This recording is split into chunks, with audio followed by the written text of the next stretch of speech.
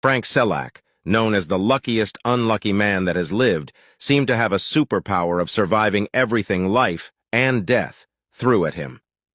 In January 1962, Frank boarded a train that was suddenly derailed. The train plunged into an icy river. While 17 other passengers drowned, Frank survived the fall and swam ashore with a broken arm and hypothermia. A year later, while on his first and only plane ride flying from Zagreb to Rijeka, the back door blasted open, sucking everyone into the sky, killing 19 people. Amazingly, Frank landed on a haystack with only minor scratches. 4 years later, Frank boarded a transport bus. The bus skidded and plunged into a river, sinking all the way down.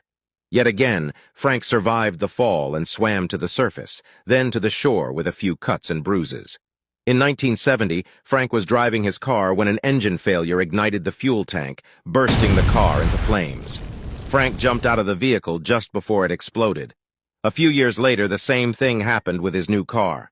While his hair was completely singed, Frank otherwise exited the vehicle safely. In 1995, he was hit by a city bus and then again by a truck. He survived that freak accident, too. In 1996, he was involved in a head-on collision on a mountain curve. Frank was not wearing a seatbelt and was ejected out of the car, clinging to a tree branch as he watched his vehicle fall 300 feet.